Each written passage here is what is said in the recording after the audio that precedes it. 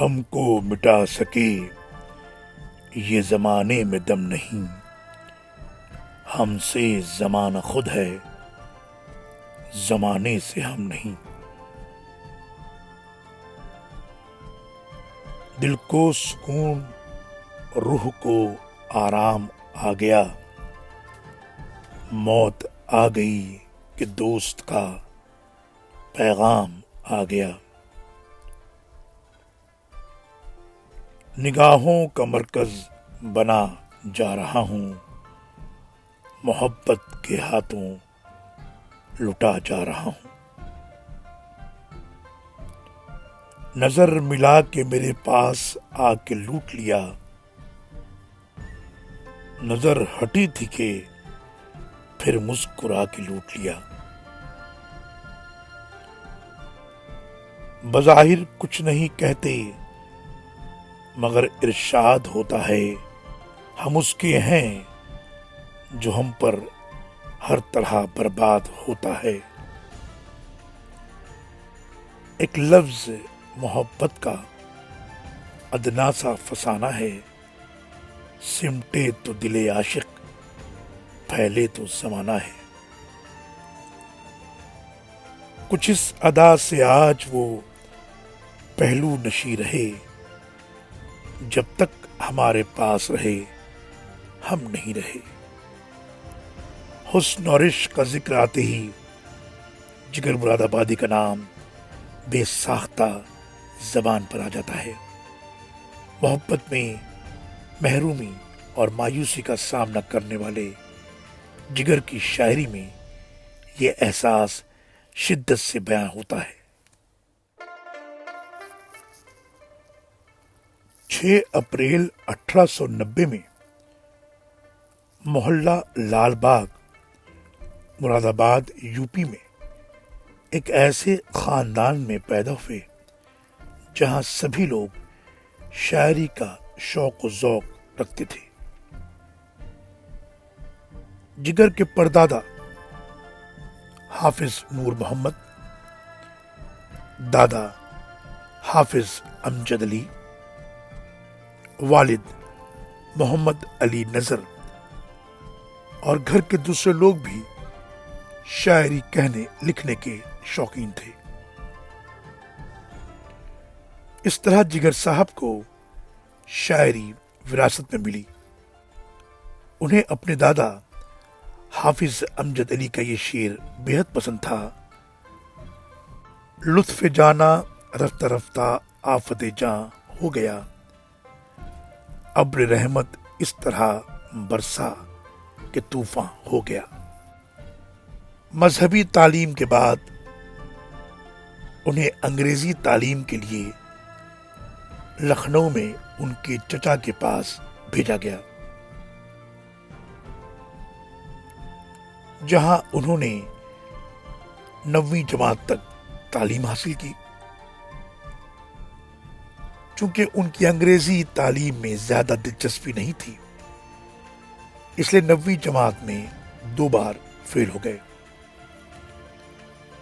اور بس یہیں سے انہوں نے تعلیم کو الوداع کہہ دیا۔ چھوٹی ہی عمر میں جگر صاحب شاعری کرنے لگے، اپنے یار دوستوں میں شعر پڑھتے اور خوب داد بٹورتے۔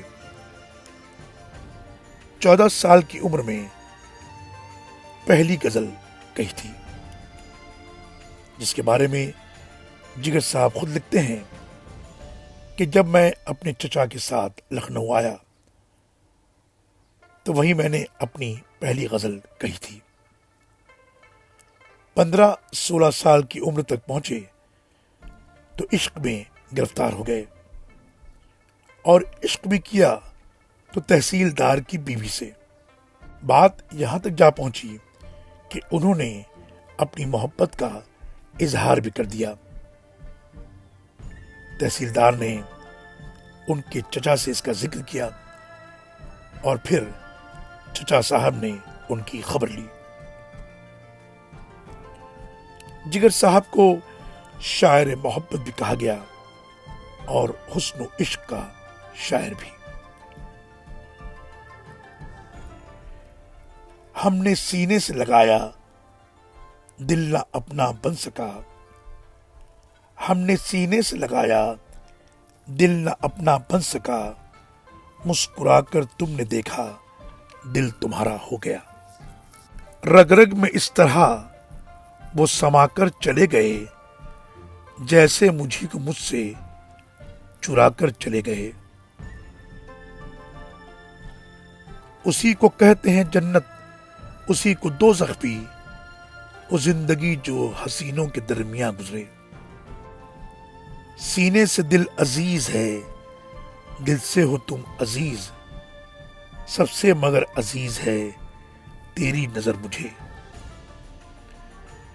جا اور کوئی ضبط کی دنیا تلاش کر، اے عشق ہم تو اب تیرے قابل نہیں رہے۔ جو اب بھی نہ تکلیف فرمائیے گا، تو بس ہاتھ ملتے ہی رہ جائیے گا، نگاہوں سے چھپ کر کہاں جائیے گا، جہاں جائیے گا ہمیں پائیے گا۔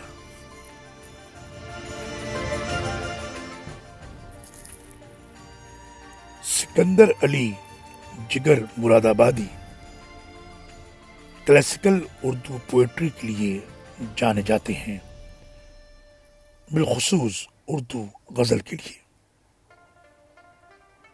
داغ جگر، شعلہ طور، شعلہ گل اور دیوان جگر ان کی اہم کتابیں ہیں۔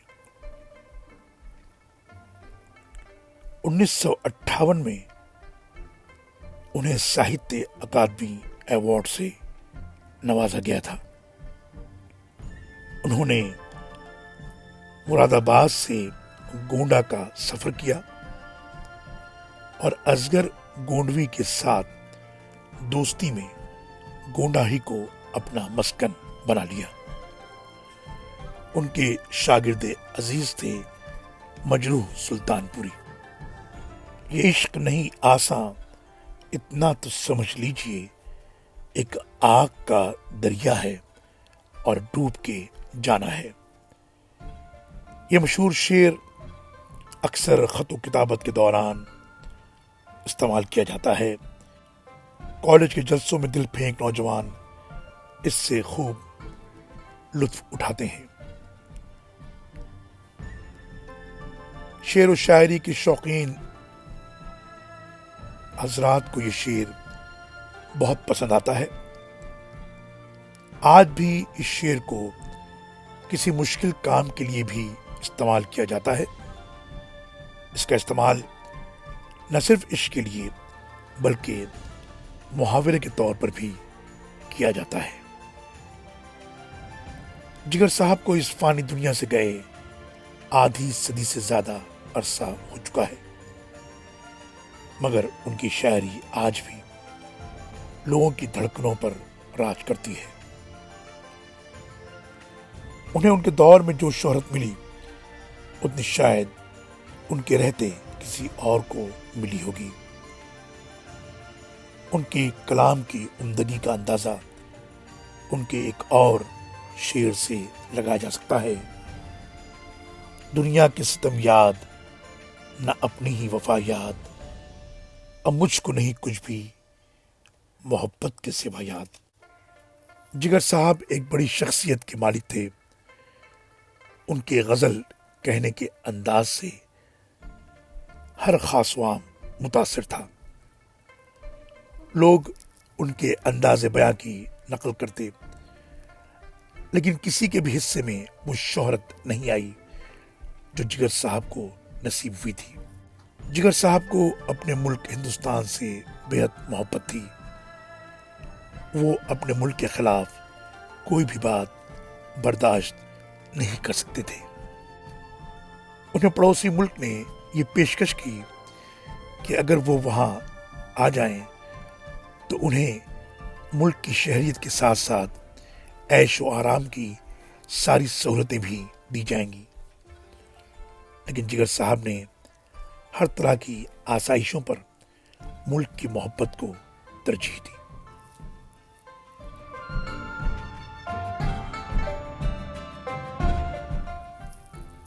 جگر مراد آبادی کی شاعری پر بر صغیر ہند و پاک میں اب تک بہت کچھ لکھا جا چکا ہے اور آئندہ بھی لکھا جاتا رہے گا۔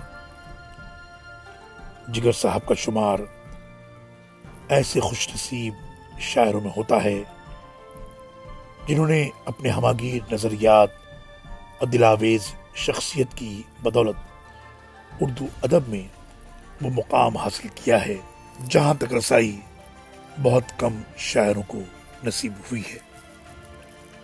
انہیں اردو ادب میں غزل کا شہنشاہ اور تاجدار سخن لکھا جاتا ہے۔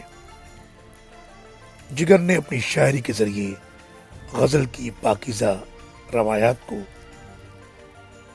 نہ صرف باقی رکھا بلکہ اسے اپنے منفرد انداز سے آنے والی نسلوں کے لیے پر اثر بنایا۔ ان کی شاعری میں سچائی بھی ہے، خلوص بھی ہے، درد بھی ہے اور تڑپ بھی، جو سننے والوں کو بیدار کر دیتی ہے۔ جگر بے حد خوددار شخص تھے، اپنی بڑی سے بڑی پریشانی کا کسی کو شک و شبہ بھی نہیں ہونے دیتے تھے۔ ممبئی کے ایک مشاعرے میں صرف اس لیے شریک نہیں ہوئے کہ اس پروگرام میں معروف فلم اداکار دلیپ کمار انہیں 10,000 روپے بطور عطیہ دینے والے تھے، کیونکہ ان کی خودداری نے یہ منظور نہیں کیا، حالانکہ وہ دور ان کی تنگ دستی کا تھا۔ یوں زندگی گزار رہا ہوں تیرے بغیر، جیسے کوئی گناہ کیے جا رہا ہوں میں۔ جگر صاحب ایک بار عبدالرب نشتر سے ملنے ان کے دفتر گئے۔ چپراسی نے معمولی لباس دیکھ کر انہیں دفتر میں داخل ہونے سے منع کر دیا۔ استاد جگر نے اسے سمجھانے کی کوشش کی کہ گورنر صاحب سے ان کے دوستانہ تعلقات ہیں، مگر چپراسی ماننے کو تیار نہ ہوا۔ تب استاد جگر نے ایک پرچی پر لکھا، نشتر کو ملنے آیا ہوں، میرا جگر تو دیکھ۔ چپراسی وہ پرچی اندر لے گیا، نشتر صاحب نے پڑھا اور خود جگر صاحب کے استقبال کے لیے باہر تشریف لے آئے۔